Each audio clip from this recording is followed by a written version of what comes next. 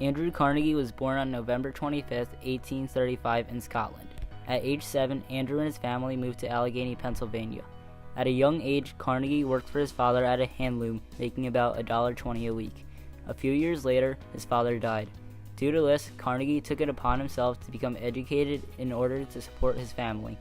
He worked tirelessly to make something of himself, which began his journey of entrepreneurship. His hard work would later help him become one of the richest men of his time. At the young age of 14 years old, he became a messenger boy in the Pittsburgh Telegraph office, and only 2 years after that, he was a telegraph operator. So quickly did he improve himself that at 18 years old, Thomas A. Scott, superintendent of the Western Division of the Pennsylvania Railroad, made Carnegie his secretary, paying him $35 a month, which was soon raised to $50 a month. In the 1870s, Carnegie received word from insiders that steel would soon replace iron. In order to make this into a reality, Carnegie and his partners created means to mass-produce steel. Because steel was so expensive and difficult to produce, Carnegie's discovery of mass production of the material was innovative and life-changing. Carnegie learned of an inexpensive way to create steel by using a machine called a blast furnace, also known as the Bessemer process. Now, all of Carnegie's focus was on steel production. Almost all of his profits went back into the company to make improvements, and by 1878, Carnegie Steel Company was the most dominant in the country, capitalizing at $1.3 million. As successful as he was as a businessman because he was an innovator. And you think of all those robber barons, all those wealthy industrialists.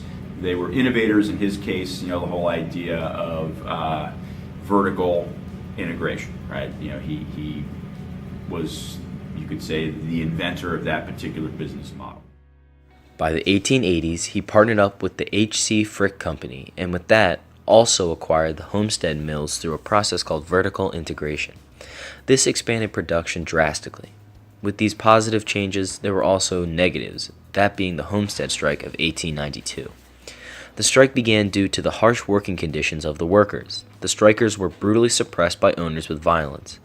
This mishandling of the strike by Carnegie and his partners was deemed hypocritical because, unlike the other robber barons of his time, Carnegie was known as someone who supported the working man as an immigrant himself.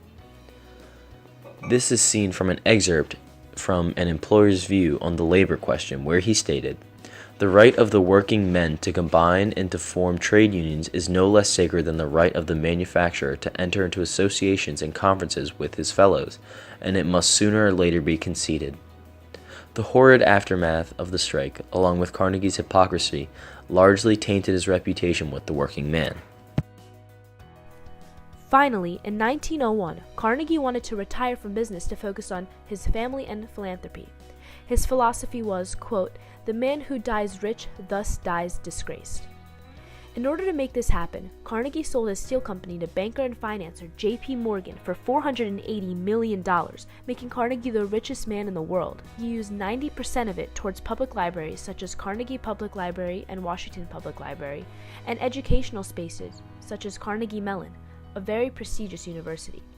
I think I would argue, his more lasting legacy is as a philanthropist. I mean, there are still universities that bear his name. I don't know how many libraries there are in this country that bear his name.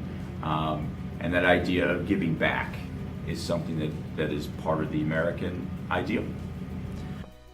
To go along with Carnegie's idea for philosophy, he is quoted saying in the famous article, The Gospel of Wealth, "In bestowing charity, the main consideration should be to help those who will help themselves, to provide part of the means by which those who desire to improve may do so, to give those who desire to rise the aids by which they may rise, to assist, but rarely or never to do all."